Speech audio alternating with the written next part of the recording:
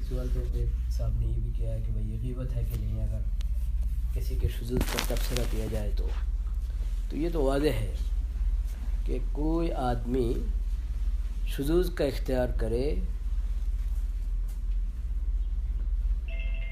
کوئی آدمی دینی امور میں شذوذ اختیار کرے، دینی امور میں احداث اور ابتداء کا راستہ اختیار کرے، حالانکہ وہ کسی دینی جماعت کا دینی ذمہ دار ہے، نہیں دینی جماعت کا انتظامی ذمہ دار نہیں، دینی جماعت کا دینی ذمہ دار، دینی جماعت کا انتظامی ذمہ دار مثلا تشکیل کے کمرہ میں کسی کو مہمانداری کے لیے دے دیا، کوئی انتظامی کام کسی کے سفر کر دیا، وہ الگ چیز ہوتی ہے، کیونکہ دینی جماعت کا دینی ذمہ دار جو آپسی کا بیان، ہدایات کا بیان، تعلیم اور دینی امور میں راہبری کریں گے، دینی امور میں رہنمائی کریں گے، اس دینی جماعت کے اصول، بنگلہ میں کہا جاتا ہے نیتی نردھارک، اصول تیار کرنے والے، تو ایسا دینی جماعت کا دینی ذمہ دار وہ شذوذ اختیار کرے اہل سنت والجماعت سے، اور اس پر سارے لوگ خاموش رہے، اگر بات کرو گے تو انتشار ہو جائے گا، اسے سب خاموش رہو، سبحان اللہ العظیم۔ شریعت میں اس طرح کی خاموشی کی اجازت نہیں ہے، اور یہاں شذوذ کو شذوذ کہنا، منکر کو منکر کہنا علماء کرام پر فرض ہے، اگر وہ یہ فریضہ اصول اور آداب کی رعایت کر کے کرتے ہیں تو اس کا نام غیبت دینا یہ بھی تحریف ہے، یہ نصیحہ ہے، غیبت نہیں ہے۔ ایک ہے النصیحہ، ایک ہے الغیبہ، غیبت الگ چیز ہے، نصیحت الگ چیز ہے۔ النصیحۃ للہ ولرسولہ ولکتابہ وللمؤمنین میں یہ بات شامل ہے کہ کوئی آدمی دین کے عنوان سے منکر بات کرے، کوئی آدمی دین کے عنوان سے شذوذ اختیار کرے تو اس شذوذ کا شذوذ ہونا، اس منکر کا منکر ہونا بیان کر دے دلائل کے ساتھ، یہ نصیحت کا حصہ ہے۔ تو پورے عالم میں جہاں تک مجھے معلوم ہے اہل حق علماء کرام یہ ذمہ داری ادا کر رہے ہیں۔ اب یہ سوال ہوتا ہے کہ بھائی یہ نظام الدین کے ممبر سے، محراب سے، یا آج کل نظام الدین میں جو ذمہ داری ادا کر رہے ہیں اس کام کا، وہ اجتماعات میں، مختلف جگہوں میں، عام اجتماعات یا جوڑوں میں جو بیانات کر رہے ہیں، ان کی گفتار اور ان کے کردار میں کیا کیا شذوذ ہے، کیا کیا منکرات ہے، یہ ایک سوال ہے، اہم سوال، علمی سوال ہے۔ اس پر علماء کو دلائل کے ساتھ، سنجیدگی کے ساتھ بات کرنا ضروری ہے، کوئی اشتعال انگیز بات نہ کرے، خلاف دلیل بات نہ کرے، الزام تراشی نہ کرے، دلائل کی روشنی میں سنجیدگی کے ساتھ اس پر بحث کرنا اہل علم کا فریضہ ہے، یہ ضروری ہے۔ اس میں افراد بھی نہ چاہیے، تفرید بھی نہ چاہیے۔ بھائی کہو گے، تم بھی کرو گے تو انتشار ہو جائے گا، اس لیے خاموش رہو۔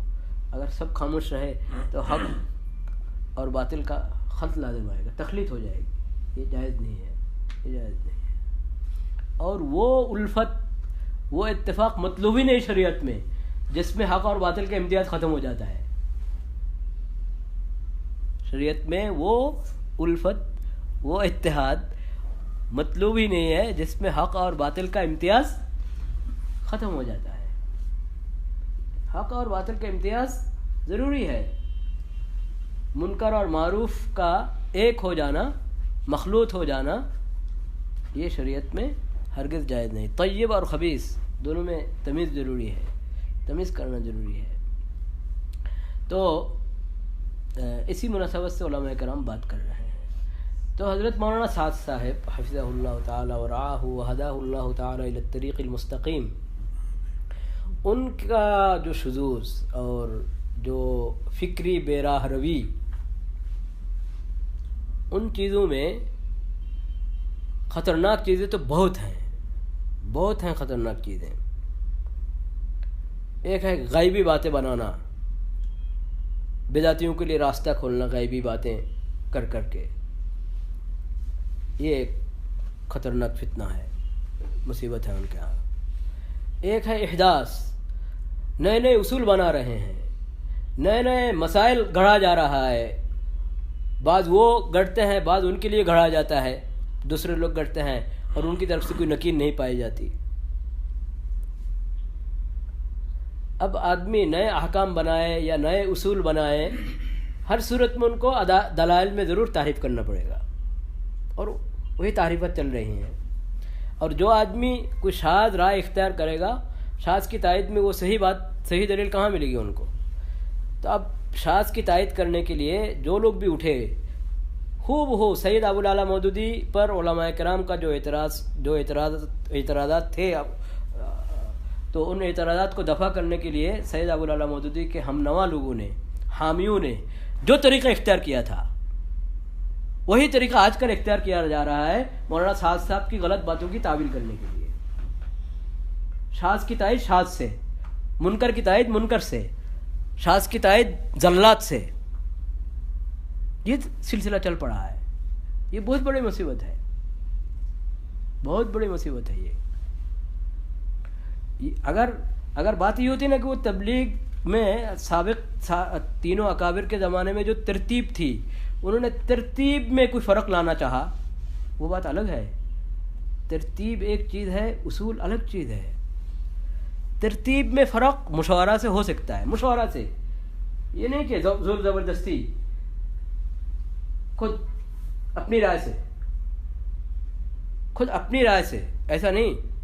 ترتیب میں فرق مشورہ سے فرق ہو سکتا ہے، کیونکہ ترتیب قابل تغیر ہے.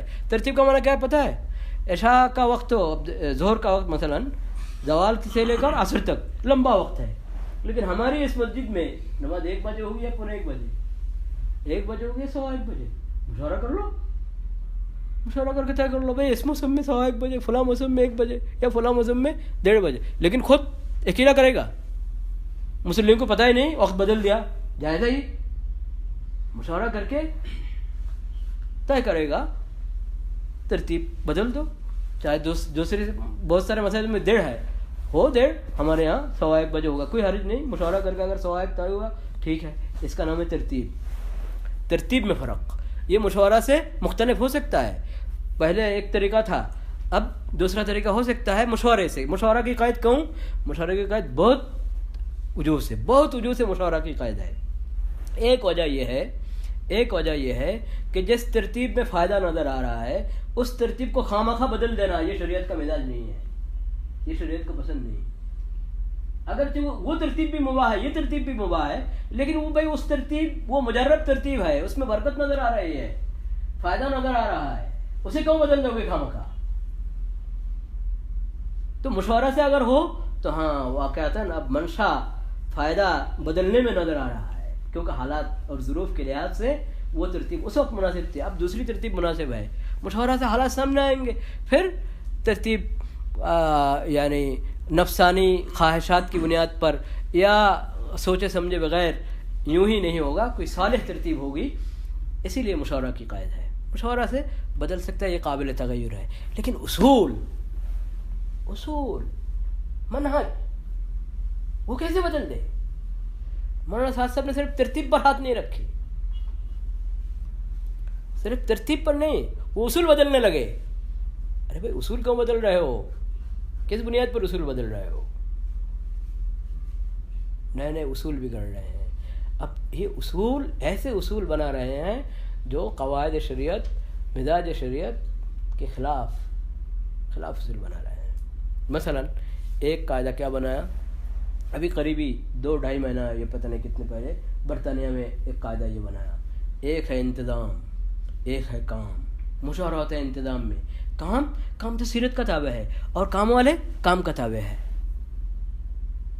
یہ قاعدہ نیا ہے، یہ قاعدہ پرانا نہیں، یہ قاعدہ نیا ہے، محدث قاعدہ ہے. یہ قاعدہ من احدث فی امرنا ھذا ما لیس منہ فہو رد میں شامل ہے. یہ قاعدہ، اس قاعدے کا دونوں حصہ، اس قاعدے کا 2 حصے ہیں نا، دونوں حصے قابل اعتراض ہیں. پہلا انہوں نے کیا کہا، پہلے ایک ہے انتظام، ایک ہے کام. مشورہ ہوتا ہے انتظام میں، کام تو سیرت کا تابع ہے، یعنی کام میں کوئی مشورہ نہیں.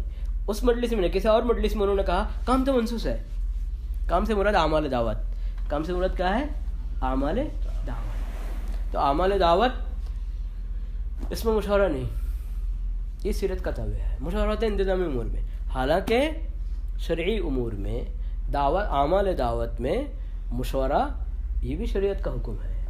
آپ سیرت کا کہہ رہے ہیں، سیرت کا تابع ہے، تو سیرت ہی کا تو یہ فیصلہ ہے کہ اعمال دعوت میں مشورہ ہوتا ہے، شرعی امور میں مشورہ ہوتا ہے. حدیث کی کتابوں میں کتنے مسائل ہیں. خلفاء راشدین نے جمع کیا بدری صحابیوں کو، فلاں حضرات آ جائے، فلاں حضرات آ جائے، سب سے مشورہ کیا حضرت عمر نے دینی امور میں، دینی مسائل میں. تو اعمال دعوت، اعمال جہاد، دینی مسائل میں مشورہ یہ خلفاء راشدین کے دور میں، صحابہ کرام کے دور میں، تابعین کے دور میں ہوتا رہا. امام ابو حنیفہ رحمۃ اللہ نے فقہ کی تدوین کی، اس میں مجلس شورا تھی. یہ کہہ رہا ہے کہ انتظامی امور میں مشورہ ہے، دینی امور میں، شرعی امور میں، اعمال دعوت میں کوئی مشورہ نہیں. یہ نیا مسئلہ گڑا گیا، نیا قاعدہ گڑا گیا، بلا دلیل گڑا نہیں کیا. صرف یہ بات نہیں بلا دلیل ہے، مخالف دلیل ہے. اچھا یہ تو گڑا.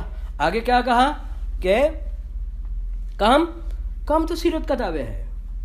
بے شک ضرور اعمال دعوت تو سیرت کا تابع ہے، 100 مرتبہ، 100% سیرت کا تابع ہے، اور کام والے کام کے تابع ہے. لیکن آپ کہنا کیا چاہتے ہیں؟ آپ تو اس کو مشورہ کے مقابلے میں رہا ہے. سیرت کا تابع ہے، اس کا معنی یہ ہے کہ سیرت کا تابع ہونے کا معنی یہ ہے کہ مشورہ نہیں ہے. جب یہ سیرت کا تابع ہے تو اس میں تو مشورہ اور زیادہ ضروری ہے، کیونکہ اعمال دعوت کا حل، دعوت سے متعلق جو نوازل حوادث آتے رہیں گے ان کا حل تب سیرت سے لیں گے. اعمال دعوت کے اصول، ضوابط، آداب سیرت سے لیں گے. تو سیرت سے جب لیں گے، سیرت سے یہ حل جو لیں گے کون لے گا؟ آپ تو اس دور کا بتا رہے ہیں، آپ کا عملہ کو بتا رہے ہیں. یہ بات طلبہ، آج کے طلبہ علماء کو کہہ رہے ہیں، آج کے عملہ کو آپ کہہ رہے ہیں. یہ مجتہدین ہیں بھائی. حدیث فقہ تو عمل بالحدیث کے لیے ہے. تو حدیث سے فقہ حاصل کرنے کے لیے ایسی ہر آدمی کتب حدیث کھول کر حدیث سے فقہ لے لے گا، حدیث سے مسائل استنباط کر لے گا. تو فقہ حدیث کے تابع ہے. صحیح ہے یا غلط؟ فقہ حدیث کا تابع ہے، سنہ کا تابع ہے. اس کا مطلب یہ کہ اس میں کوئی مشورہ نہیں، کوئی بھی آدمی لے لے گا. تو اسی طرح اعمال دعوت سیرت کا تابع ہے. یہ بات 100% درست ہے. لیکن سیرت کے تابع ہونے کا معنی یہ ہے کہ اس میں مشورہ نہیں ہے. اس میں ایک دو آدمی جو سمجھ لے گا وہ پیش کر دے گا امت پر، اس پر عمل کرنا واجب. وہ کہا ہے انہوں نے، ان کے تتمہ کلام میں یہ بات ہے. ایک دو آدمی جو فیصلہ کر دے گا کو اس کو ماننا پڑے گا. ارے ایک دو آدمی کہاں سے آیا، اس کی کیا ضرورت ہے؟ ایک دو آدمی کی ضرورت کیوں پڑی؟ سیرت سے کوئی بھی کچھ لے لے. آج کوئی سیرت کی کتاب سے کتاب الجہاد کا کیا ابواب اٹھا لے اور کہہ دے کہ بھائی نظام الدین کے ممبر سے جہاد کا اعلان ہو جانا چاہیے مندروں کے خلاف. تو آپ کیا کہہ کر روکیں گے اسے؟ آپ تو یہی کہیں گے نا کہ بھائی دیکھو اس کے یہ ان احکام کی تطبیق کے شرائط ہیں، اصول ہیں، آداب ہیں، ان کی رعایت کرنا ضروری ہے، یہ شرائط ہے. تو کہاں سے کہو گے؟ وہ تو فقہاء کرام سے لو گے. تو اعمال دعوت سیرت کے تابع جب ہیں تو سیرت، روایات سیرت سے اعمال دعوت کے مسائل حل کرنے کے لیے آپ کو دعات امت کی طرف رجوع کرنا، فقہاء امت کی طرف رجوع کرنا ضروری ہے کہ نہیں؟ موجودہ جو فقہاء اور دعات ہیں ان سے مشورہ کرنا ضروری ہے کہ نہیں؟ ضرور ہے. کیوں؟ کیونکہ سیرت سے آپ اعمال دعوت لینا چاہیں گے تو آپ کو کم از کم 3 مراحل سے گزرنا پڑے گا. کم از کم 3 کام کرنا پڑے گا. ایک کام جمع روایات سیرت. کسی موضوع پر آپ سیرت کا اسوہ لینا چاہتے ہیں کہ بھائی سیرت کا فیصلہ، سیرت کا کیا حکم ہے اس بارے میں، تو اس سے متعلق سیرت کے روایات جمع کرنا پڑے گا نا. سیرت کی سب روایات حیات الصحابہ میں ہے، مولانا یوسف رحمۃ اللہ کے بیانات میں ہے. ساری روایات سیرت کے ہرگز نہیں. تو سیرت اور سیرت کی کتابیں کون سی ہیں؟ سیرت کے نام پر جو کتابیں ہیں صرف وہی ہیں سیرت کی کتابیں. ساری کتب حدیث سیرت کی نہیں ہے، ساری کتب حدیث سیرت کی. متقدمین کی جتنے تواریخ ہیں سب سیرت کی کتابیں ہیں. صدر اول کی تاریخ سب سیرت کی کتابیں ہیں، اور سیرت کے عنوان سے جو کتابیں ہیں وہ بھی سیرت کی کتابیں ہیں. تب ایک موضوع پر سیرت میں کیا کیا مواد موجود ہیں وہ صرف حیات الصحابہ پڑھنے سے، حیات الصحابہ کی تعلیم کرنے سے معلوم ہو جائے گا. کسی کو سینکڑوں کتابوں کی ضرورت ہوتی ہے. تو آپ مشورہ کرو گے. یہ نہیں ہے کہ سب روایات ایک آدمی کو معلوم ہونا ضروری ہے, لیکن مشورہ کریں گے دوسروں سے معلوم ہو جائے گا, مراجعات کریں گے اہل فن کی طرف دوسروں سے معلوم ہو جائے گا. لیکن آپ تو اصول بنا رہے ہیں کہ کوئی مشورہ نہیں, سیرت سے ہم لے لیں گے. اور آپ سیرت سے آپ لے لیں گے. سیرت کا دائرہ کتنا بڑا ہے آپ کو پتہ ہے؟ سیرت کا دائرہ تو بہت وسیع ہے. پورے دائرہ میں آپ کی نظر ہے. وہ تو اہل فن کی طرف رجوع کریں گے, ان سے مشورہ کریں گے, پھر پتہ چلے گا. اور مشورہ کا راستہ تو آپ بند کر رہے ہیں, کہتے ہیں انتظام میں مشورہ ہے, ہمارے دعوت میں کوئی مشورہ نہیں. تو پہلا کام جمع روایات سیرت, جمع تعلیمات سیرت, وہ اہل فن کی طرف رجوع کیے بغیر, اہل علم سے مشورہ کیے بغیر ناقص رہے گا, غلط نتیجہ نکالے گا. سب روایات جمع ہو تو ایک نتیجہ نکلے گا. ایک موضوع پر 2-3 روایتیں لی, باقی چھوڑ دی, باقی کا پتہ ہی نہیں چلا, تو کچھ اور نتیجہ نکلے گا. ٹھیک ہے نا؟ دوسرا کام جو کرنا پڑے گا, جو روایات جمع ہوئی ان کا انتخاب صحیح, حسن, ضعیف جداً, منکر, متروح, واہی, موضوع. سیرت کی کتابوں میں ہر قسم کی روایت موجود ہے. حیات الصحابہ میں بھی منکر روایات ہیں, ضعیف جداً روایتیں بکثرت ہیں. حضرت نے شروع میں نہیں کہا کہ میں نے اس میں صحت کی شرط کی ہے. تو آپ اگر اصول لینا چاہتے ہیں, اعمال دعوت لینا چاہتے ہیں, اصول دعوت, آداب دعوت لینا چاہتے ہیں سیرت کی روایات سے, تو پہلے تو تحقیق کرنا پڑے گا یہ روایت صحیح ہے, حسن ہے, کیا ہے. اگر وہ روایت منکر ہو, متروح ہو, واہی ہو, موضوع ہو, تو اس سے نہیں لے سکیں گے آپ نتیجہ.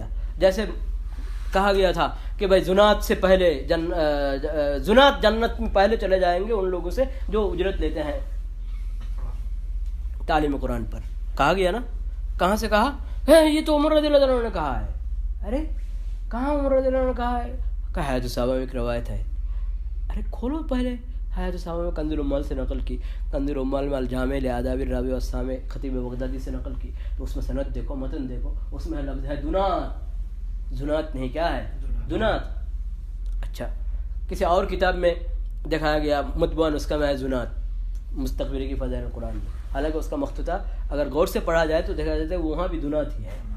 خیر, یہ تو ہے لفظ کی بات, لیکن سند میں معلّہ ابن ہلال ہے. کون؟ معلّہ ابن ہلال متہم راوی ہے, کذاب راوی ہے. تو اس کذاب راوی کا موجود ہوتے ہوئے اس کو عمر رضی اللہ عنہ کی طرف نسبت کرنا جائز ہے؟ ہرگز جائز نہیں. تو یہ ہے منکر روایت, موضوع روایت, اس کو آپ صحیح سمجھ کر بیان کر رہے ہیں علانیہ اجتماعات میں. اب تو سیرت سنا رہے ہیں لوگوں کو, حالانکہ یہ سیرت کا حصہ نہیں ہے, یہ موضوع ہے, متہم راوی کی روایت ہے, یہ سیرت کا حصہ نہیں ہے. تو اگر روایات کی تمیز نہ ہوگی, روایات کی تمیز نہ ہوگی تو آدمی سیرت کے نام پر کذابین کی باتوں کو سنا دے گا, کذابین کی باتوں سے دعوت کے اصول و آداب اور احکام نکالتے رہیں گے اور کہتے رہیں گے کہ بھائی ہم تو کام کو سیرت کے نہج پر لانا چاہتے ہیں. سیرت کے کام پر لانا چاہتے ہو تو پہلے روایات سیرت کی تمیز ہو, اصول جرح و تعدیل, اصول تصحیح تضعیف کی بنیاد پر. اور آپ جو جب صاحب فن نہیں, اگر آپ صاحب فن بھی ہوتے تو آپ کی اکیلی رائے پوری امت کے لیے حجت نہیں ہوتی. جب صاحب فن نہیں ہے تو ضرور مشورہ کرنا پڑے گا, اہل فن کی طرف مراجعات کرنا پڑے گا. اور آپ تو بند ہی رہے ہیں, مشورہ نہیں ہے, مشورہ نہیں ہے, مشورہ ہوتا ہے انتظام میں. تو روایات سیرت کی تصحیح, اس میں تمیز صحیح ضعیف کی منکر کی کون کرے گا؟ آپ اکیلے کریں گے. تو تیسرا کام جو کرنا پڑے گا کہ بھائی اس روایت صحیح ہے, قابل احتجاج ہے, قابل استدلال ہے, صحیح ہو یا حسن ہو یا ضعیف بشرائط ہو, جو بھی ہو, جس سے آداب لینا چاہیے آداب لے گا, جس سے احکام لینے کے لیے جس معیار کا ہو اس معیار کی ہو, ٹھیک ہے. لیکن بات یہ ہے کہ اس روایت میں ہے کیا؟ فقہ, ما فقہ هذه الرواية, ما الذي يستنبط من هذه الرواية في هذه الحادثة. ہمارے نازلہ اور حادثہ میں یہ روایت کیا روشنی ڈالتی ہے, اس کی روشنی میں یہاں کیا مسئلہ استنباط ہوتا ہے؟ یہ تو فقہ السیرہ کا مسئلہ ہے.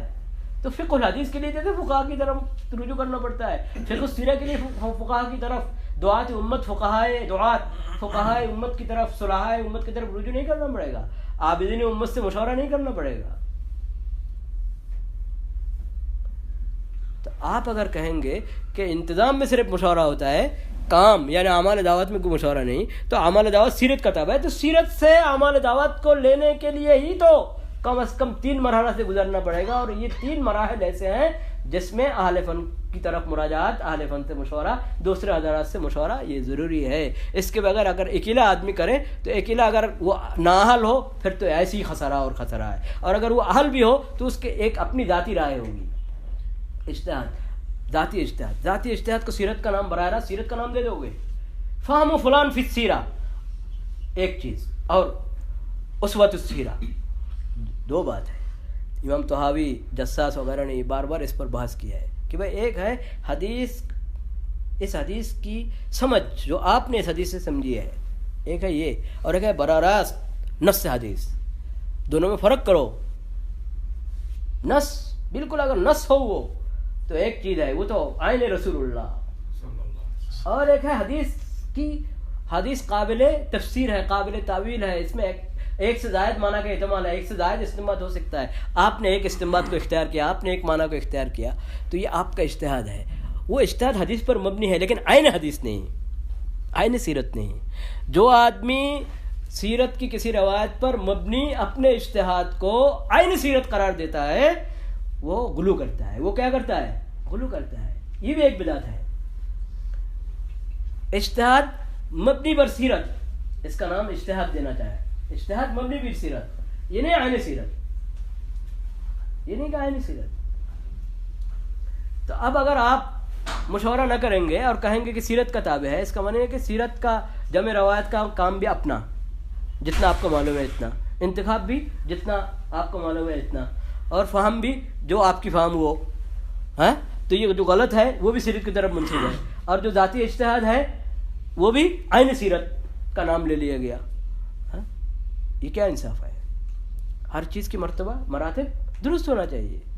تو یہ اب ظاہراً کہہ رہے ہیں سیرت کا تابع ہے، لیکن اگر وہ اہل فن کی طرف رجوع نہ کرے اور مشورہ، قابل مشورہ چیزوں میں مشورہ نہ کرے، ان چیزوں کو مشورہ سے خارج کر کے صرف اپنے پر منحصر کر دے، تو اس کا حاصل کیا نتیجہ دڑائے گا؟ نتیجہ کیا قائم ہوگا؟ یہ نتیجہ کیا نکلے گا؟ نتیجہ یہ نکلے گا کہ بھائی مشورہ ہوتا ہے انتظام میں، اعمال دعوت اس میں کوئی مشورہ نہیں، وہ سیرت کا تابع ہے، یعنی ساتھ کا تابع ہے۔ سیرت کا تابع ہے یعنی کیا ہے؟ ساتھ کا تابع ہے، ساتھ کے اجتہاد، ساتھ کے فہم، ساتھ کے انتخاب، ساتھ کے معلومات، اس کا تابع ہے، نام ہے سیرت کا تابع ہے۔ انصاف سے سنیے میری بات، ممکن ہے آپ کو پسند نہ ہو، انصاف سے غور کیجیے۔ اگر اعمال دعوت اور امور شرعیہ میں مشورے کی ضرورت نہیں ہے تو اس میں ساتھ کی کیوں ضرورت ہوتی ہے؟ آپ کہتے ہیں ان چیزوں میں مشورے کی ضرورت نہیں ہے، تو ان چیزوں میں مولانا ساتھ کی ضرورت کیوں پڑتی ہے؟ اگر ان چیزوں میں مولانا ساتھ کی ضرورت پڑتی ہے تو ان چیزوں میں مشورے کی بھی ضرورت پڑے گی۔ مولانا ساتھ اگر مشورے سے طریقے کے مطابق ان چیزوں میں رہنمائی اور راہبری کریں گے پھر ہی وہ قابل اطاعت ہوں گے۔ اجتہاد کی اہلیت کے بغیر وہ اجتہاد کرنا شروع کریں گے، سیرت کام کو سیرت پر لانے کے نام سے احداث کرتے رہیں گے، احداث فی الدین کرتے رہیں گے، اصول بدلتے رہیں گے، منہج بدلتے رہیں گے، فکری بے راہ روی کا شکار ہوں گے، اور ہم کہیں گے کہ حضرت کام کو سیرت پر لا رہے ہیں۔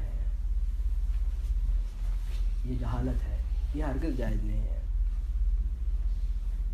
یہ احداث فی الدین ہے، یہ بالکل جائز نہیں۔ تو ہم دعا کرتے ہیں اللہ تعالیٰ حضرت مولانا سعد صاحب کو فکری بے راہ روی سے محفوظ، یہ میرا لفظ نہیں ہے فکری بے راہ روی، آپ کو معلوم ہے دارالعلوم دیوبند کی جو آخری تحریر ہے اس میں یہ لفظ ہے فکری بے راہ روی، اس کا شکار ہو گئے مولانا سعد صاحب۔ وہ فکری بے راہ روی سے لوٹ آئیں گے، واپس آئیں گے، پھر ہی ان پر اطمینان ہو سکتا ہے۔ اللہ تعالیٰ انہیں اس فکری بے راہ روی سے کیا کرے؟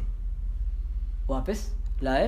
ہم ان کے لیے دعا کرتے ہیں، اور جو لوگ ان کے اطاعت کے نام سے، آپ کے ہاں کیا اصطلاح پتہ نہیں، ہمارے یہاں تو اصطلاح بنا دیا اطاعت۔ ہاں،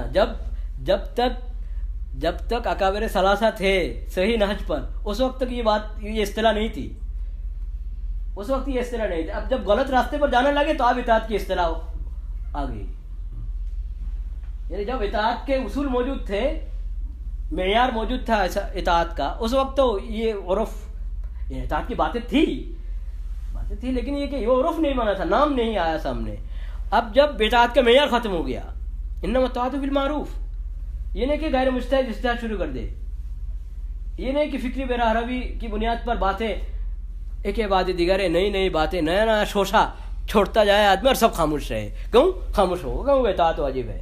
کفر بوا سے پہلے خروج جائز نہیں یار.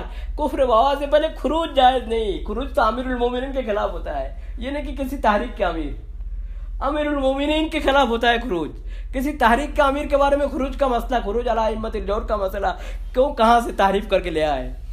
امیر المومنین اور خلیفۃ المسلمین کے خلاف خروج کا مسئلہ وہ لے آئے یہاں دینی جماعت کے دینی ذمہ دار کے بارے میں.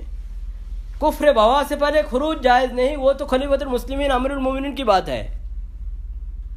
دینی جماعت کے دینی ذمہ دار کے یہاں تو اہل سنت سے باہر کچھ بھی کہے وہاں روکنا ضروری ہے, کیونکہ وہ امیر المومنین ان کا کام تو یہ نہیں, دینی راہبری ان کا پہلا کام نہیں رہا. الخلافہ علی منہاج النبوہ ختم ہو جانے کے بعد عمرا کا اصل کام دینی راہبری نہیں, کہ لوگ سمجھ گئے کہ یہ دینی راہبری کے لائق نہیں ہے. دینی راہبری لوگ لیتے ہیں ائمہ سے, علماء سے, صلحاء سے لیتے ہیں دینی راہبری, اور وہ انتظامی سکب الانہار, راستے بناؤ, سڑک بناؤ, یہ کرو, کیا آج کل جو بنایا جاتا ہے نئے نئے وہ پل بناؤ, یہ کام. کسی پر ظلم ہو رہا ہے اسے بچاؤ ظلم سے, یہ کام کرو. تو اس لیے کہتے ہیں بھائی یہ کام جو وہ کر رہا ہے اس کے خلاف خروج نہ کرو, اور دینی بات ہے اس میں تم ان کی اطاعت نہ کرو. انما الطاعۃ فی المعروف, معروف میں اطاعت, باقی چیزیں وہ تو مقتدا سے لو, علماء مقتدا ہے, صلحاء مقتدا ہے, ان سے لو. وہ کوئی خلاف شریعت بات کریں گے اس میں اطاعت نہیں ہے, باقی ان کے خلاف خروج نہ کرو کیونکہ اس سے فائدہ ہو رہا ہے. نظم و ضبط انتظام کا فائدہ, لوگوں کو ظلم سے بچانا اور دیگر انتظامی کاموں کا فائدہ ان سے ہو رہا ہے, اس لیے ان کی طرف خروج نہ کرو جب تک وہ کفر بوا کا انتظام نہ کرے. وہ ہے مسئلہ امیر المومنین اور خلیفۃ المسلمین کا مسئلہ. اس کو لے آئے دینی تحریک کے دینی ذمہ دار کے بارے میں. یہ تعریف ہے. کفر بوا کے خلاف خروج جائز نہیں, لیکن جن کے خلاف کفر بوا کے بغیر خروج جائز نہیں ہے ان کی بھی تو اطاعت جائز نہیں ہے. غیر معروف میں ہے جائز نہیں ہے, بالکل امیر المومنین خلیفۃ المسلمین غیر معروف میں اطاعت جائز نہیں ہے. انما الطاعۃ فی المعروف. تو اب تو یہ ہے ان کی اطاعت مطلق ہے, اور خود کفر بوا کے بغیر خروج جائز نہیں ہے. کیا کیا نئے نئے مسائل بنا رہے ہیں. آپ یہ سمجھ لیں, دینی تحریک کے دینی ذمہ دار, یہ امیر المومنین والا احکام اس میں نافذ کرنا درست نہیں ہے. اور کفر بوا کی بات وہاں ہے, یہاں نہیں ہے. یہاں اگر کفر بوا تک انتظار کرتا رہے تو وہ تو دین کو ختم ہی کر دیا ہے. کفر بوا سے پہلے تک جتنی گمراہیاں اور جتنی دلالات ہیں بیان کرتے رہیں گے, ایک ایک اجتماع میں ایک ایک باتیں آتی رہیں گی, سب خاموش. کفر بوا تو نہیں ہوا اب تک, خاموش رہو سب. تو اس سے زیادہ دین کی بگاڑ اور تبدیل اور تحریف کا کچھ ہوگا اور کوئی صورت ہو سکتی ہے, خطرناک صورت. اللہ تعالیٰ ہمیں صحیح سمجھ کی توفیق عطا فرمائے. میں نے پہلے ہی کہا اشتعال انگیز باتوں سے پرہیز کریں, ایک, اور الساکت عن الحق, ایسا نہ بنے. حق کہیں لیکن حق طریقے سے کہیں. زبان درازی, سب شتم, استہزاء, تمسخر, تنابز بالالقاب, ان چیزوں سے ہم بچیں, بہتان تراشی سے بچیں. لیکن حق بات کو حق طریقے سے صحیح طریقے سے کہنا اور منوانا یہ ہمارا کام نہیں. کہنا, سنجیدگی کے ساتھ کہہ دینا اور خود حق پر جمے رہنا, یہ ذمہ داری ہے. اللہ تعالیٰ اس کی توفیق ہمیں عطا فرمائے. اور ان جو حضرات شذوذ اختیار کیے ہوئے ہیں ان کے لیے ہم دعا کرتے ہیں اللہ تعالیٰ ان کو راہ راست پر آنے کی توفیق عطا فرمائے, ان سب کو فکری بےراوری سے محفوظ فرمائے. وآخر دعوانا الحمدللہ. آج کل یہ بہت چلتا ہے, یہ جو روایت ہے